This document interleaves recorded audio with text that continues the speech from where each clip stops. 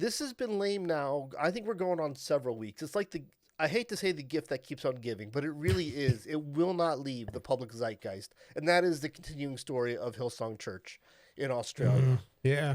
Now that it's out about the many indiscretions of their pastors at multiple locations, now all sorts of interesting things are coming out in public announcements. We have that Hillsong's own investigation into themselves led to findings that sexual misconduct was far and wide within the Hillsong organization. Yay. Yes. So once the thing came out about the pastor in New York, no church is all good or all bad. So clearly there were people in leadership who were concerned about the reputation of the church and about righteousness in general, who said, hey, we need to investigate ourselves. So they hired an outside investigator to come to grips with how far and wide does this go?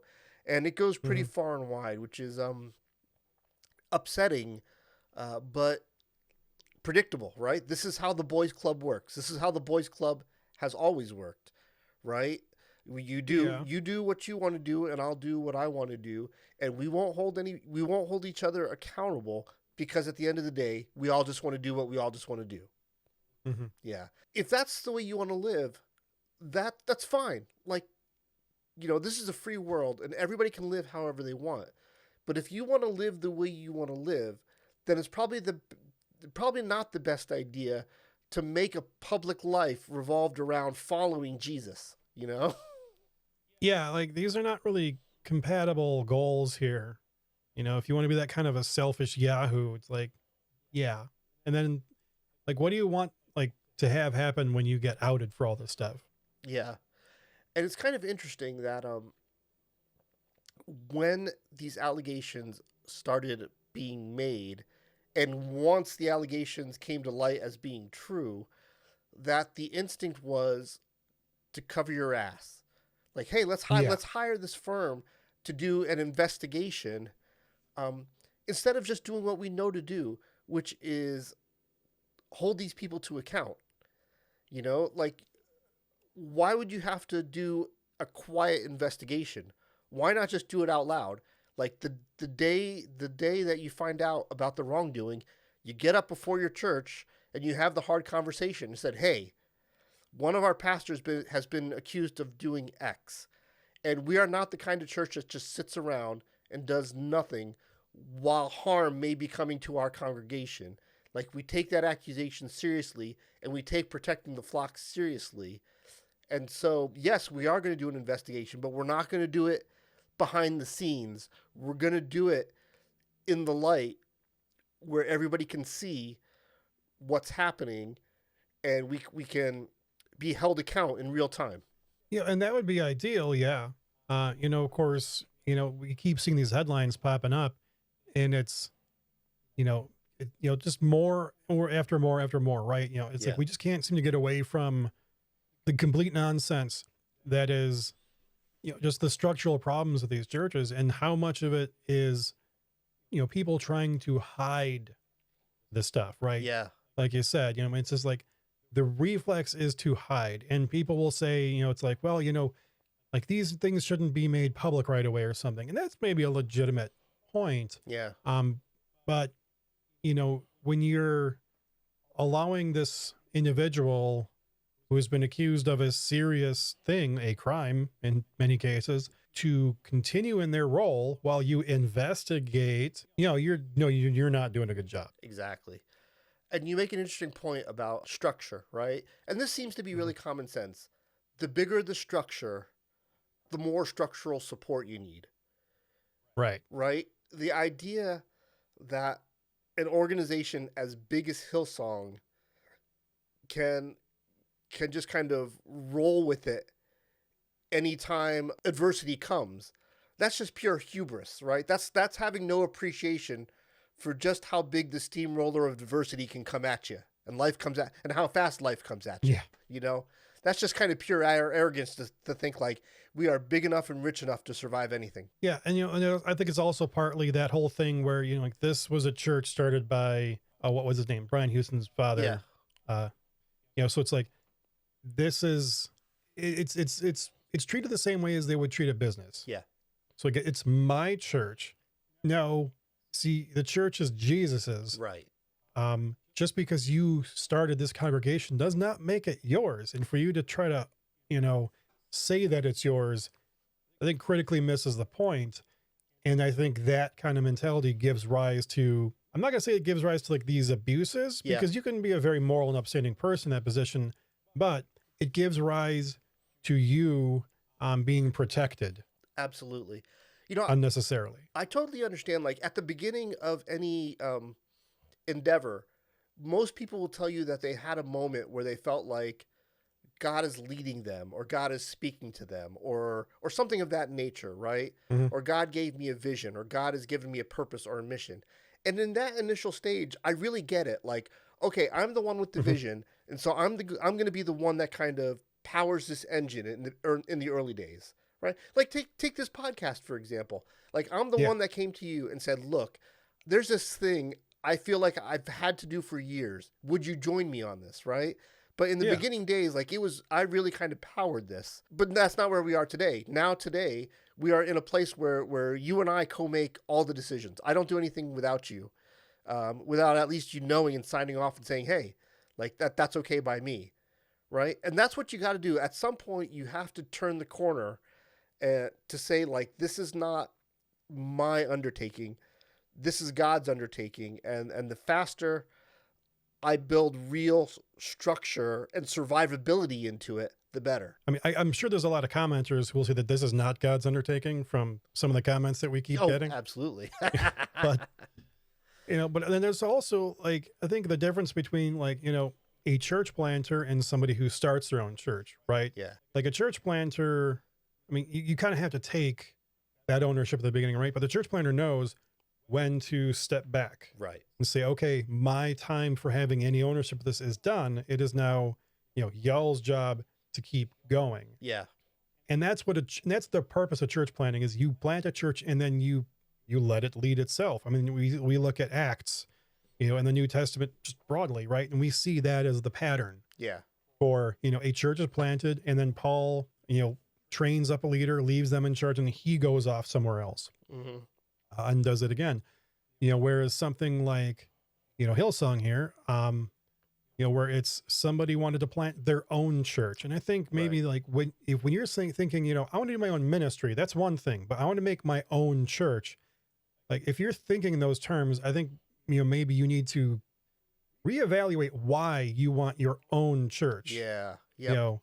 Because you want to be the leader of a thing and not birth a thing. These are different. Right. You don't want to be told what to do is really what it comes down to. Yeah. Mm-hmm. The other thing I think that's really interesting about this is what we just recently talked to, which is your thing about Complementarianism. Yes, that. The idea that women and men are separate and have separate functions, but are co-equal kind of thing. Well, this is an instance where the Houston family has had to take some of their own medicine. Because not only has Brian been forced to retire, but if you believe the media, his wife has been fired by text message, right? Yeah, I know that whole thing. It's like, okay, nobody got fired by text. Just nobody ever has been fired by text, unless you work at like, some like local hot dog stand and they just hate you that much. Yeah. But like how that became Christian news kind of blows my mind. Right. But the part to me that is interesting is, so for like these guys, the Houston family has been leading this church for decades, right? So for decades, you've been at the pulpit talking like separate but co-equal, different functions, but you are unified family, marriage, couple. And so, yes, guess what? If your husband goes down in a blaze of glory for moral failure, well, guess what? You don't get to kind of go, oh, no, that happened way over there, and I had nothing to do with that, so my job should be safe. Doesn't happen that way. Like, you guys are complementary to one another. Complementarian. Yes, words is hard. Words is hard. I'm so used to that word that I can pronounce it without a problem, Right. and that's the problem. So his failure is your failure, and I can't really find a reason to feel bad for her any more than I feel bad for him. Quite frankly, anybody who would have thought, why would they have gotten rid of her? Like, you just don't understand how, things work, Yeah, exactly. and that's not just like, I'm not saying that by way of insult. I mean, it's just Yeah. saying like, you need to learn like, their own theology when you're saying that, like, like the husband and wife are, you use the word co-equal, although in strict terms, complementarians don't see the wife as co-equal. They see her as subordinate to the role of the husband, right? Right. And boom, she got kicked out with him. Yeah. I'm not sure why she got kicked out later and not at the same time, Yeah. but Well, that's details that are so in most churches, you would have a husband, the pastor, the husband, the man on staff, and you would just have the supportive wife. One of the worst secrets about megachurchdom is that you get to bring the whole family on staff, right? So your wife has no particular education or background in ministry or theology or anything, but she's the pastor's wife. So you bring her on staff as whatever, the executive pastor, the teaching pastor, whatever, and a la peanut butter sandwich. Now you have two ginormous income checks that are tax free. There's a show, I think it was on Netflix. I saw it. It's called Greenleaf, right? And it is this mega church somewhere in the world, United States, but it's like there was numerous scenes in where like one of the children is constantly complaining that she's not being given, her chance to do X, Y, and Z. And it's like, well, none of y'all, except for like the lead pastor, is the only person who's had like, I think, a divinity education or something equivalent. Yeah. Everybody else was just kind of, taken along for that ride. And it's just kind of like, yeah, that's sad that's the actual thing that happens in the world, because, Christians should be above nepotism, I would think. Right. Yeah. I actually have a firsthand experience of the nepotism thing. I worked at a church. I think that would be an obvious conflict of interest, so I'm not going to share that publicly. The last thing I just wanted to say about this is we keep using the metaphor of sweeping things under the rug. And I think that's the wrong metaphor. I think what's actually happening is whenever crisis comes at the church, what happens is there's some idiot who thinks that in this structural dam of protection that they've built, they can just put their finger and plug the hole, and that fixes the problem. But at some point, you run out of fingers for all the allegations. And even if you have enough fingers, at some point, the pressure of the water is going to blow you all away anyway. And the thing is why do you build dams? Well, usually you build a dam so that you can build a community in the valley.